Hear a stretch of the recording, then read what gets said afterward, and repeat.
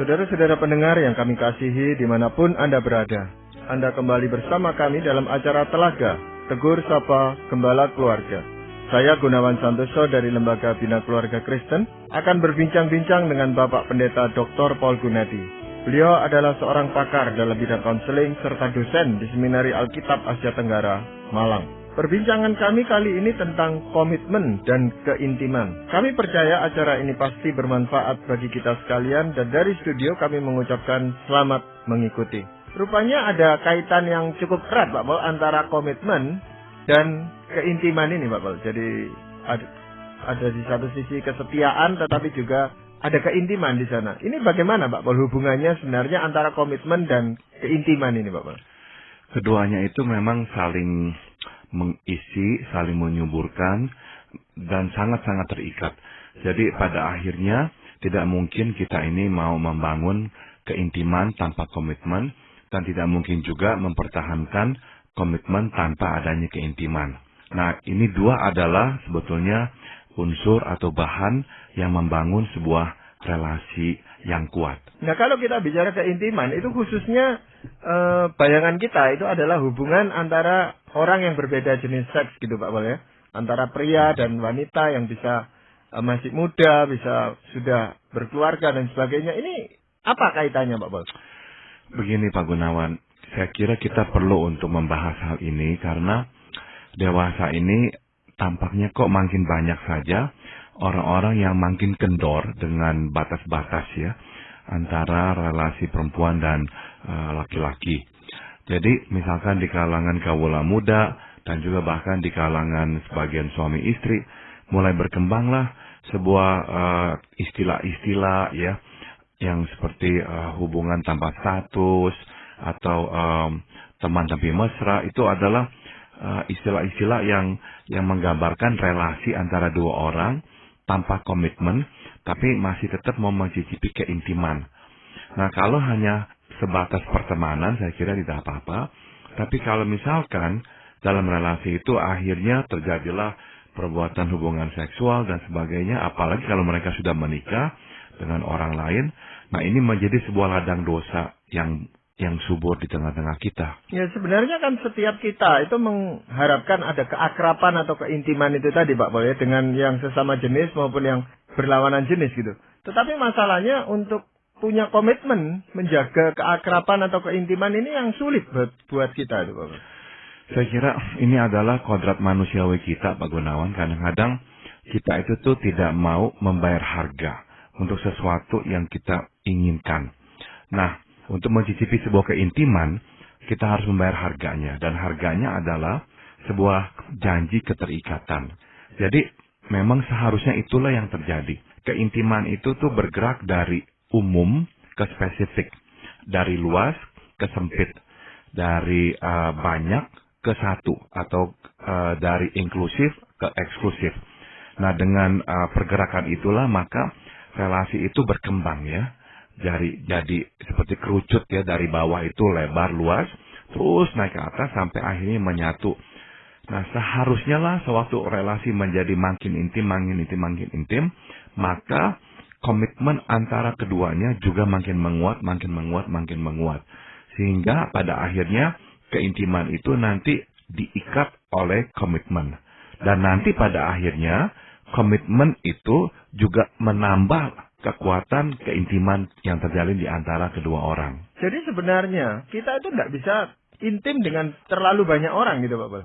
Tidak bisa Pak Gunawan. Jadi memang kita harus menyadari bahwa kalaupun kita ingin, tapi tidak memungkinkan. Karena apa?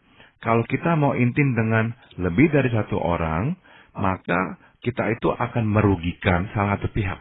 Mungkin kitanya disenangkan dan dipuaskan, tapi kita sudah tentu akan mengorbankan orang lain yang bergantung pada kita dan bersandar pada janji keterikatan kita.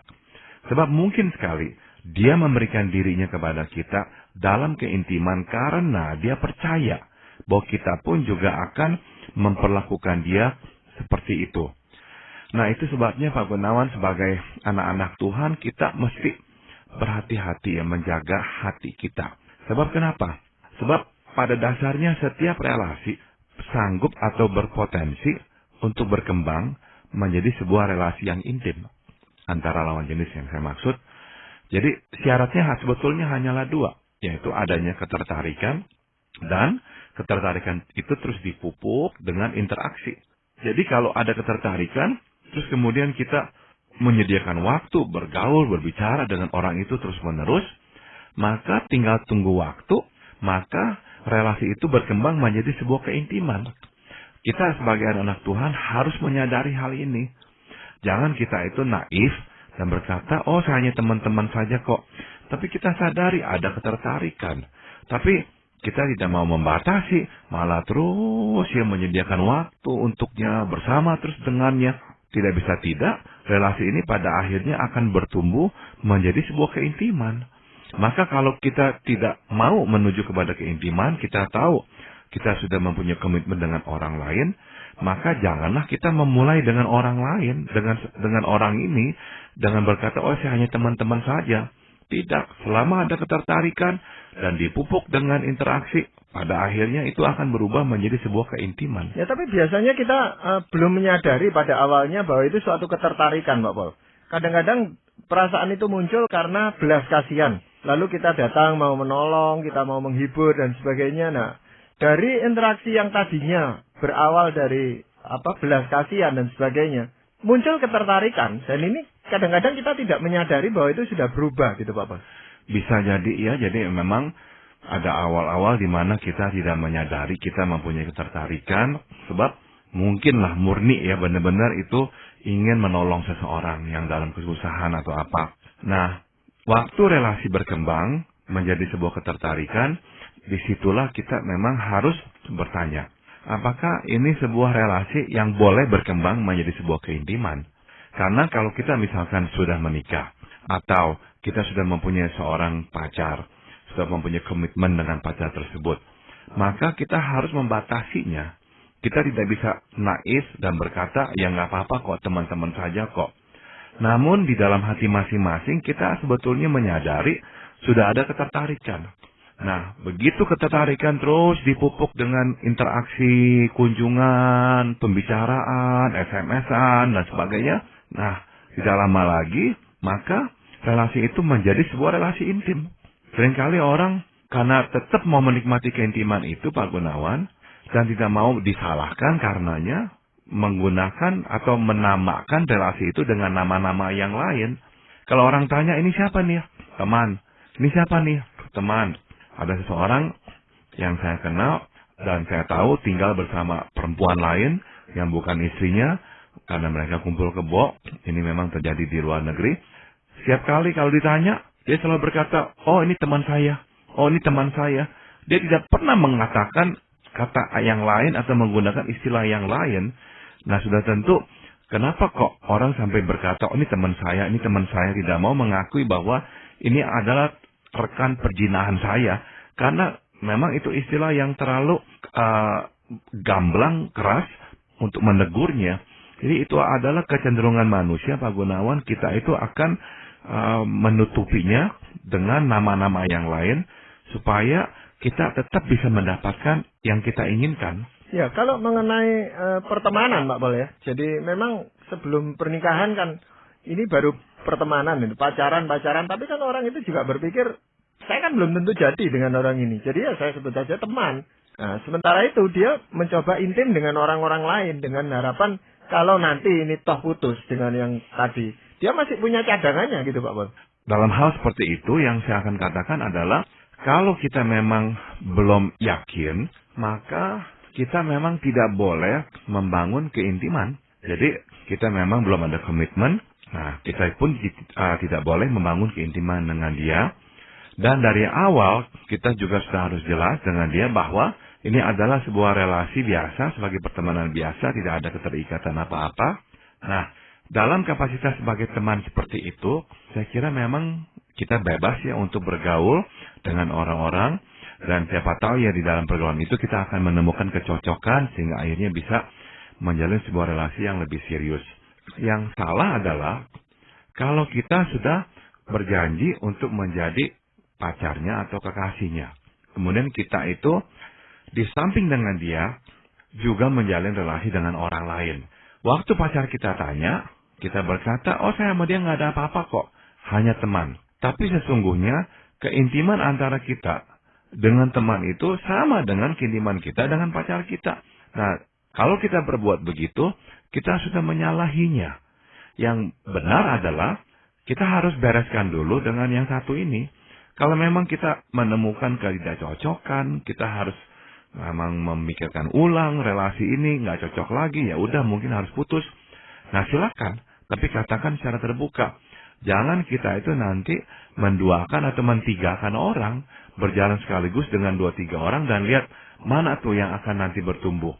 Tidak ya, kita ini membangun relasi satu tanaman demi satu tanaman. Kita tidak boleh itu seperti menebar benih, lihat mana yang tumbuh semuanya.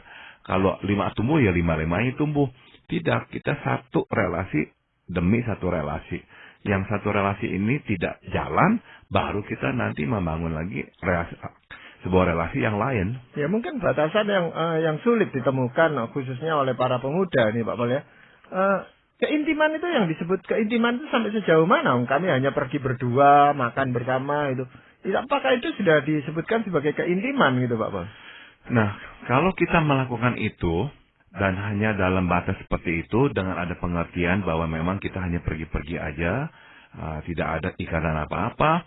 Nah, saya kira sampai batas itu tidak apa-apa. Yang menjadi apa-apa adalah kalau itu berubah atau berkembang menjadi sebuah keintiman fisik. Misalnya, kita mulai menciumnya lah, kita mulai memegang-megangnya lah dan sebagainya. Nah, itu menjadi sesuatu yang salah karena kita tidak boleh melewati batas itu. Nah, yang sekarang sering terjadi adalah itu jadinya Pak Gunawan. Jadi ada orang-orang yang mengatasnamakan teman, tapi ya bergaulnya sangat mesra, bahkan ada yang sudah berbuat hal-hal yang bersifat seksual, namun tetap hanya mengatakan ya kami hanya teman, ya kami hanya teman. Nah, kita tidak boleh hanya memandang hal seperti ini dari kacamata kita manusia, kita harus memandangnya dari kacamata Tuhan. Apakah ini sebuah perbuatan yang Tuhan kehendaki ataukah ini sebuah perbuatan yang Tuhan larang? Saya takutnya gini, kita sebetulnya tuh sedang melakukan sebuah dosa yang lama, yang sama, yaitu dosa perzinahan, namun kita memberikan sebuah nama yang lain untuk dosa yang sama ini. Sebab itulah akal bulus dari iblis. Iblis selalu menampakkan atau menyodorkan dosa yang sama, namun dengan wajah yang baru, dengan wajah yang berbeda. Tapi ujung-ujungnya semuanya adalah sama. Sebagai contoh, pada tahun 60-an sewaktu gerakan hippies berkembang di Amerika Serikat, mereka tinggal bersama dan banyak di antara mereka yang melakukan hubungan seks antara teman dan sebagainya. Dan namanya apa semuanya? Namanya semuanya adalah kasih, cinta. Jadi atas nama cinta boleh saja berbuat apapun. Nah, sebetulnya kan isinya sama, yaitu sebuah perzinahan. Kita itu berhubungan dengan orang-orang yang bukan pasangan nikah kita, tapi kita membolehkannya atas nama cinta. Jadi kita melihat iblis selalu menyodorkan dosa yang sama, namun dengan wajah yang baru. Nah, ini yang kita harus ingatkan kepada diri kita semuanya. Jangan sampai kita termakan dan masuk ke dalam dosa yang sudah sama itu, tapi ya dengan nama yang baru. Ya, memang seringkali yang dikatakan oleh mereka yang melakukan hal itu, dikatakan ini kita suka sama suka gitu. Jadi tidak ada paksaan. Kita lakukan ini secara sukarela. Dan nanti komitmen mereka adalah kalau tidak cocok ya kita bisa. Jadi tidak ada yang saling menyalahkan gitu Pak Pol. Nah, ini bagaimana Pak? Ini yang memang dilakukan oleh masyarakat di negeri barat ya, karena saya cukup lama tinggal di Amerika, saya tahu hal ini yang memang dilakukan oleh banyak orang. Jadi dari berpuluhan tahun yang lalu ya, waktu saya masih mahasiswa di sana tahun 70-an, hal seperti ini memang sudah lazim dilakukan oleh para kawula muda di sana. Mereka akan pergi kencan dan setelah kencan mereka juga akan berhubungan seksual dan mereka nanti ya bisa berkata, oke, saya mau pergi dengan yang lain, pergi dengan pria atau wanita yang lain, mereka melakukan hal yang sama lagi, pergi untuk kencan, misalnya nonton bioskop atau apa, nanti pulang dari sana berhubungan seksual. Nah, Dan mereka tetap berkata, ini teman saya. Ini bukanlah kekasih saya atau pacar saya, tapi hanyalah teman. Nah, sudah tentu kalau mereka berpacaran di sana, ya hampir dapat dipastikan mereka akan berbuat hubungan seksual. Tapi intinya adalah apapun nama yang mereka gunakan, perbuatannya tetap sama, yaitu berhubungan seksual dengan orang yang bukan istri kita atau suami kita. Dan Alkitab memanggil itu adalah perzinahan, dan itu adalah dosa di hadapan Tuhan. Jadi kita tidak bisa ya ikut-ikutan atau menciptakan sesuatu yang baru supaya kita diperbolehkan melakukannya, padahal kita tahu kok isinya sama. Isinya adalah berbuat sesuatu yang tidak dikehendaki oleh Tuhan. Ya, di sini kita bicara tentang nilai yang dianut oleh orang itu, begitu Pak Paulus. Jadi kalau mereka tidak menganggap bahwa kesucian hidup itu sebagai sesuatu nilai yang patut mereka hargai, ya mereka akan menganggapnya melakukan hal-hal yang seperti itu, Pak Bos. Ujung-ujungnya atau pada dasarnya itu Pak Gunawan, yaitu semua bergantung pada nilai moral yang kita miliki. Apakah kita mau tetap ya setia kepada nilai moral yang Tuhan telah gariskan, ataukah kita akan membuat atau menciptakan sebuah nilai moral yang baru? Awal atau isi dari dosa adalah sebetulnya hanyalah sederhana, yaitu saya di atas segalanya, bahkan di atas Tuhan. Itulah dosa. Dosa adalah saya yang mau bebas, saya yang mau melakukan apapun, dan saya tidak mau dihalangi oleh siapapun, oleh apapun. Itu adalah dosa.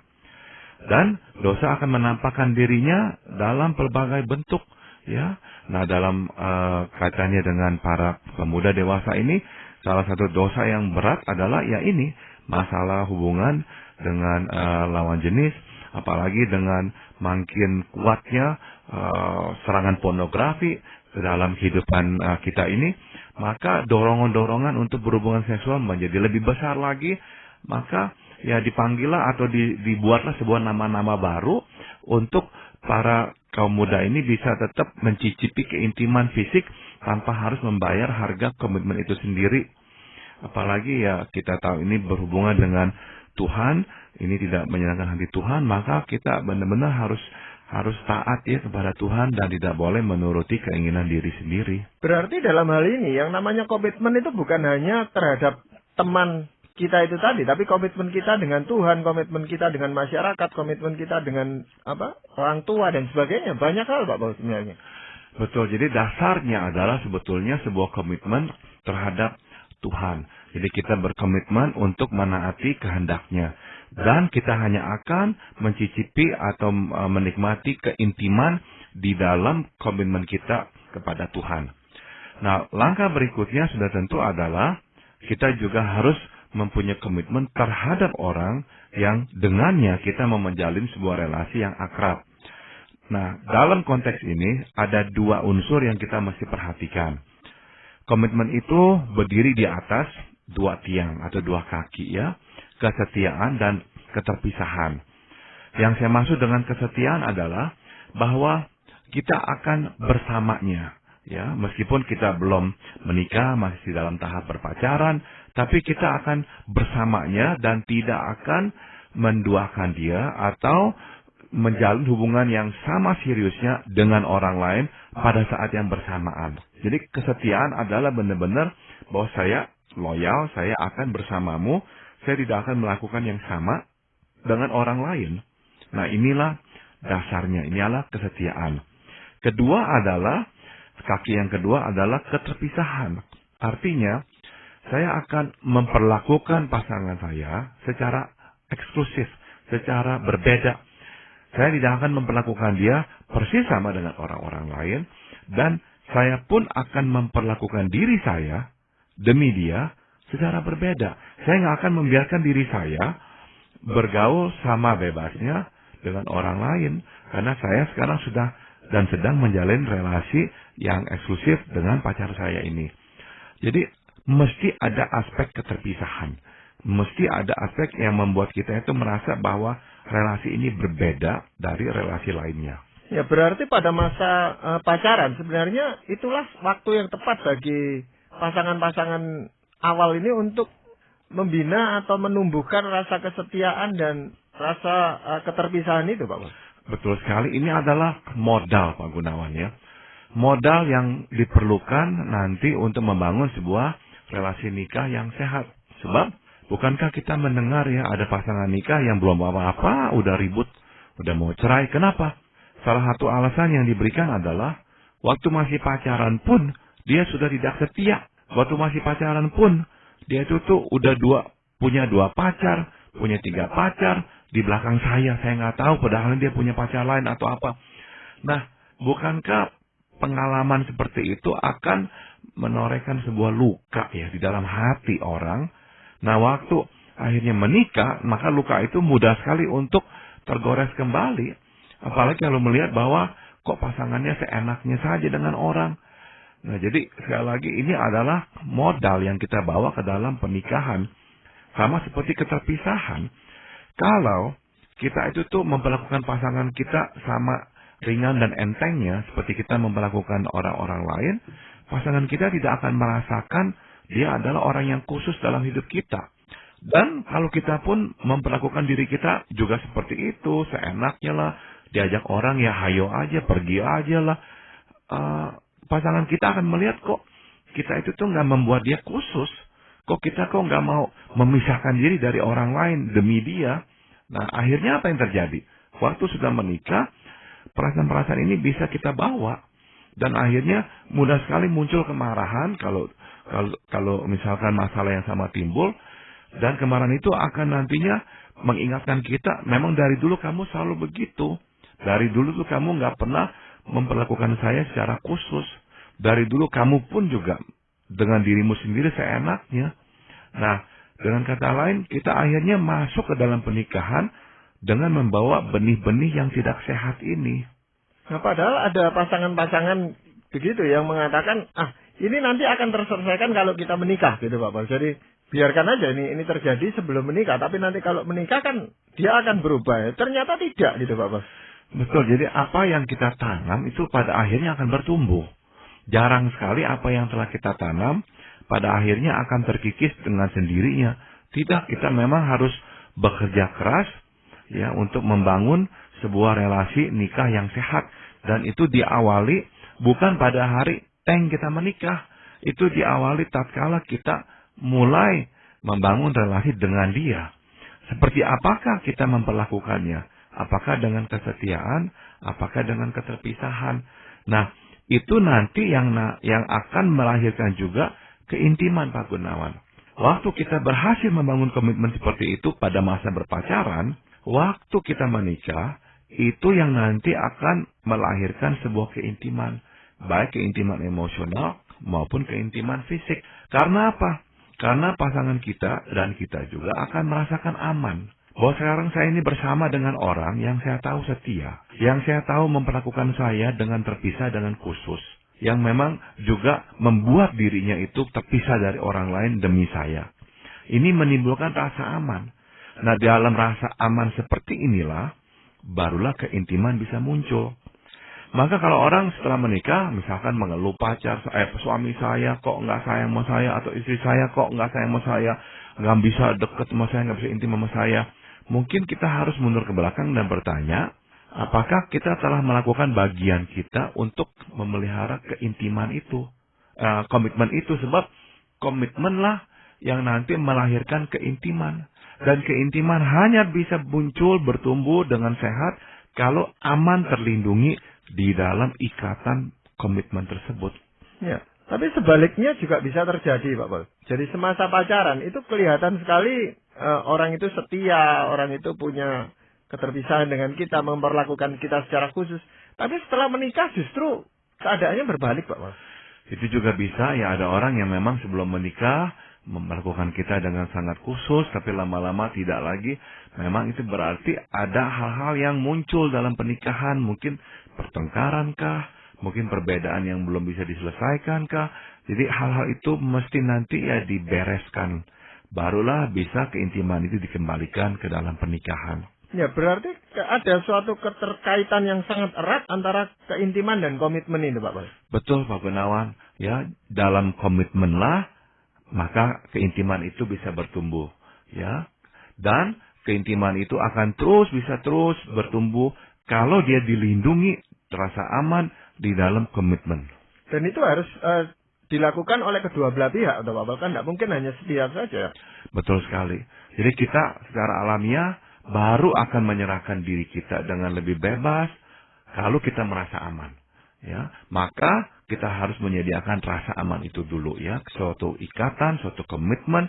Saya tidak kemana-mana, saya setia kepadamu, saya memisahkan diri saya demi kamu. Nah, dalam komitmen seperti itu, maka barulah keintiman bisa bertunas.